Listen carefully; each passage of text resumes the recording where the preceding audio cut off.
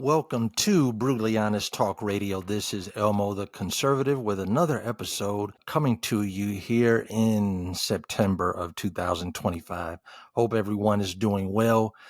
Before we get started, I want to remind people that are watching this on YouTube, subscribe if you haven't already, and click the notification bell so that you can know when a new upload gets added to the channel. And welcome to the show. On the last episode, I spoke about the insanity, the unfortunate evil surrounding Charlie Kirk's death. And I didn't really touch on it then, but I want to touch on it now. Just the people that were celebrating his death, because there's so many people who were doing that. There are other things that have been done in other groups too. And I understand mindsets and states of mind and things that are, if you understand what I'm saying, different names of the same dog or different breeds of the same animal. All the people who celebrated the death of Charlie Kirk, the same people who do this are the same people who believe it was okay to kill Luigi. I'm sorry. Luigi is the killer. It was okay, they believe, for Luigi to kill the CEO of United Healthcare. He was the one who shot an unarmed man in the back because of what his insurance company wanted to cover. And millions of people online celebrated him and called him a hero. So I think it's appropriate. I rarely do it, but I think it's appropriate at this time to lump some people and some groups together. It's a certain way of thinking. The same people that thought that it was okay for Luigi to kill that man, they're in that group. The same people would have celebrated if Trump got killed in Butler. Anyone who thinks the attempted assassination of Trump in Butler was staged. People who tell you that that was fake and that it was acted out and they went so hard to try to make it real that two people actually got killed. The same people who believe that are same people who would have celebrated if Trump got killed. And the ones that celebrated Charlie, 100%. Also put Jimmy Kimmel in the same space as those people, someone that would make a joke, someone that would try to get a laugh. Now, I know he has a team of writers that write jokes for him, but I don't think any of these jokes come as a surprise when they're recording their show. And then it is recorded, it's not live. So if you say something that you think is inappropriate, they could take it out, or they may be screened beforehand. I mean, if I was doing stand-up on my late night talk show, I would want to kind of go over the material and practice a little bit. So yeah, to joke about somebody getting blown away. Also, Stephen Colbert, who he's gone now. His show got canceled earlier this year. He went on vacation and the network canceled his show. When he got back, he was gone. So Colbert didn't make a joke about it. I don't know if he would have. This is the kind of thing I would never want to assume that somebody would do. But Stephen Colbert and Kimmel both went hard at Trump for years. So it's just sometimes you cross the line, or it's just inappropriate. Anyway, getting back to the people that celebrated Charlie's death, may God have mercy on your soul. You cocksuckers are different. You surprise me. I'm 56 years old, and some people are still surprising me. May God have mercy on your soul for doing this. And maybe that's the problem, is that you don't have the fear of God. I don't see how anybody who can care what God thinks. There's even something in the Bible about if someone is truly your enemy, even if they are your enemy, and if God is punishing them, or you see them getting their comeuppance, what goes around comes around, and you see them suffering or in a downfall, or you feel like God is punishing them anyway. The Bible says if you celebrate that, God will stop, because that's not the reason why he does it. He doesn't want to do anything that would cause you to be evil. And it's just an evil thing to celebrate someone's pain. So that's all I have to say about that.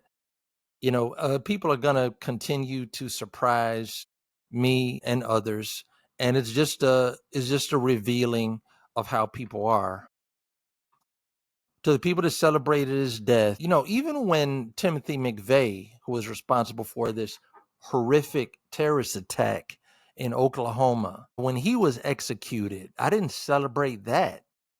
And I'm a supporter of capital punishment. And I thought I was going to get some kind of satisfaction when he was executed. I was saying that he should be put to death, after he was convicted, and saying that he was responsible for all these people, including children, being killed. And that execution was televised. And when I saw him look into the camera with just a cold, dark stare, and he just felt nothing, showed no emotion, and then he got the lethal injections, and just went to sleep. I actually had an empty feeling because him being executed, even though I consider it punishment, it didn't bring anybody back and can't make up for the loss. So that's really not what capital punishment is. It's just like the statue of justice is a blind woman or blindfolded woman holding the scales and having balance. I actually feel like whatever crime you do, whatever you do to someone else, it should be done to you. You obviously don't have a problem with it. If you don't think it's a bad thing when you do it to other people, then for it to be done to you should also by the same definition. But we'll move on. So again, this is not all liberals, all left-wing people, all Democrat voters. This is a minority of people that feel this way. I don't believe that we're on the brink of civil war, or that the country is divided into two sides. These are small numbers of people, but still a large number to be feeling this way. When Kennedy got killed, nobody. I mean, I wasn't even alive at the time, but my parents were, and I've seen footage of the country mourning and interviewing people on the street.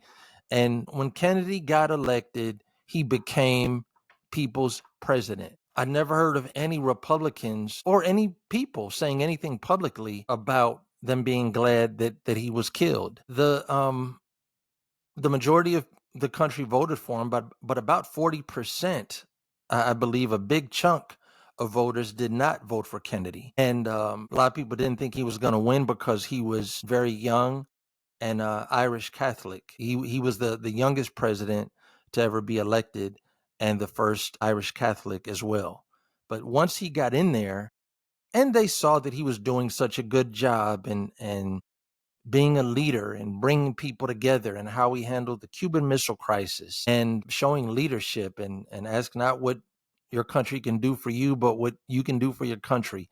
He gained support, and people, more and more people liked him.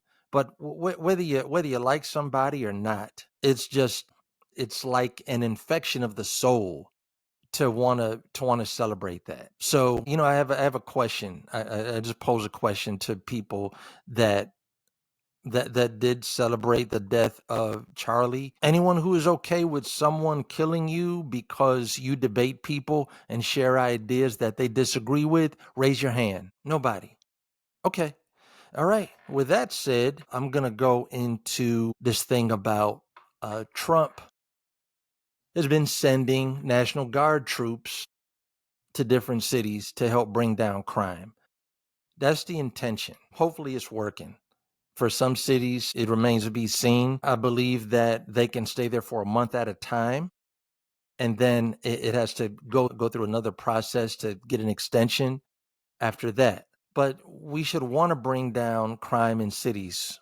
There's nothing wrong with that. It's really shameful for someone to be against a city taking back control from the criminals.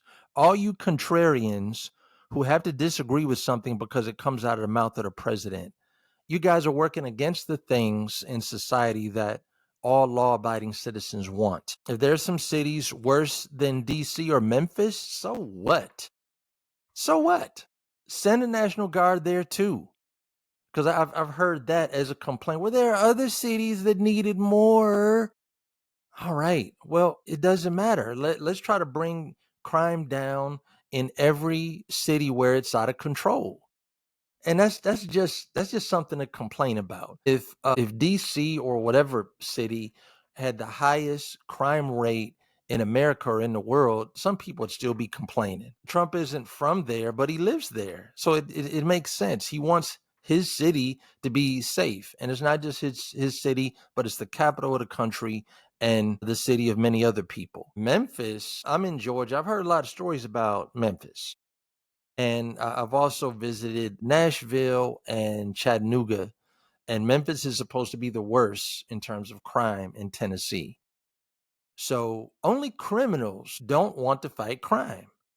Everybody who wants to be safe, everyone who is a law-abiding citizen going about their lives every day, they would welcome it. Even if they don't like Trump, no one in the right mind is going to complain about their own streets being cleaned up. So, we have the National Guard is like a domestic army for things that are going on within different cities. That's what it's there for. So let's use it.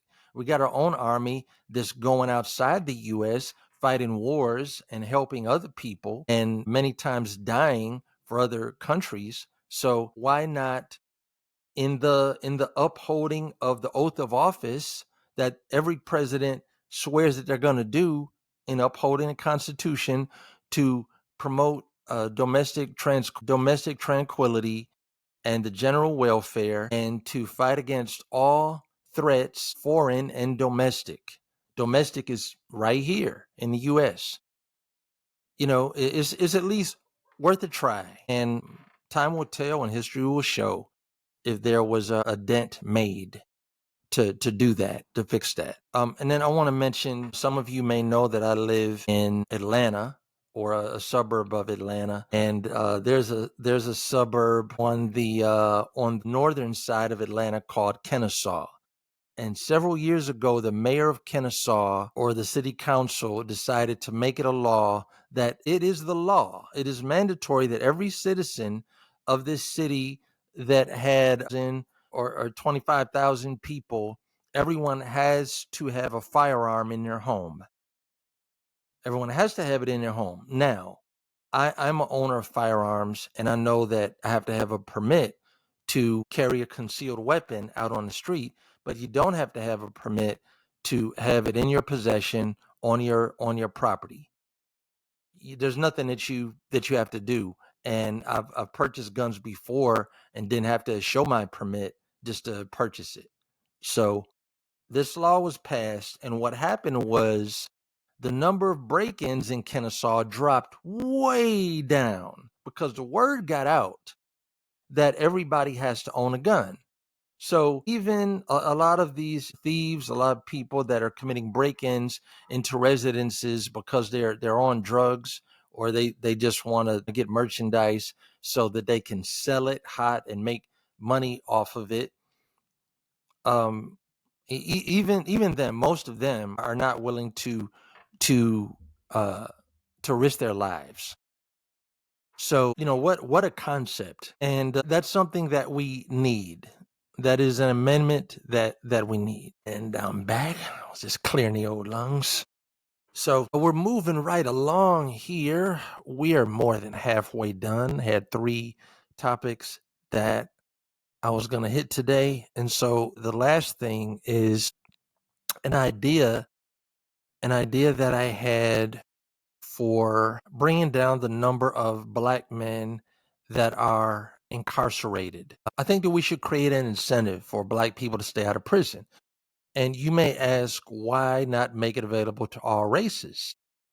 That's fine. But here's the thing, is it's devastating to my race, African Americans, because we make up 13% of the population and commit half of the crimes, and as a result, populate half of the prisons. Half of the inmates in prisons in America are African American. So my idea is that if you have it set up so that by the time men and women come out of high school. They have to graduate though. They graduate high school, and if they make it from graduation at the age of 17 or 18 up to the age of 30, that they receive, I just thought a good number would be $250,000, um, quarter of a million, which is, I don't know what the cost is to take care of somebody in prison for 5 or 10 years.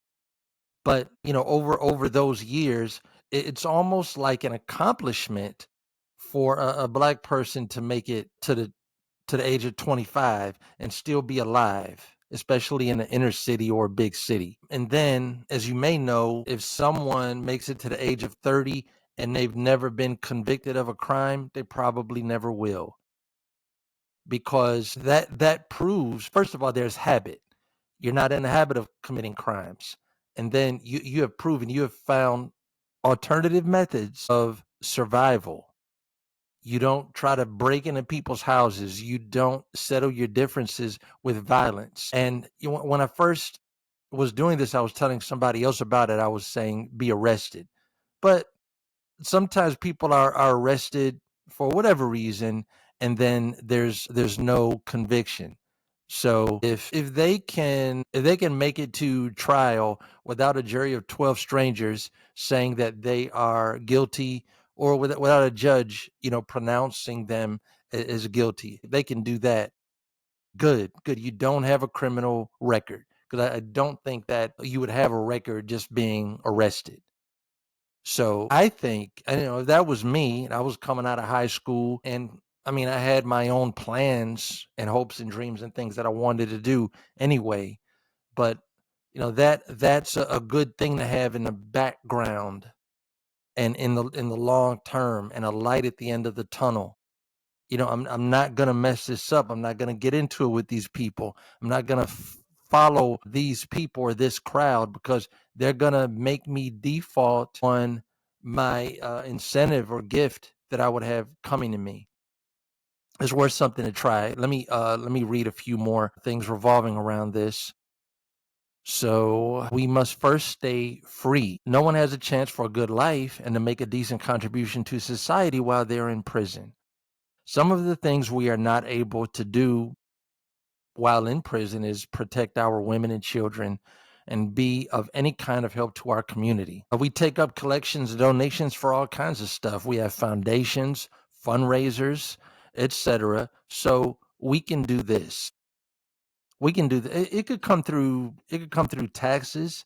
It could come through the church. It could come through all of our glorious black leaders who supposedly care so much for us, or all these organizations that raise money. Let there be a, whatever you want to call it, a reward for staying unconvicted fund, or you got to make it shorter and sound cooler than that, but something, let there be a coalition. Let them work together and raise this money.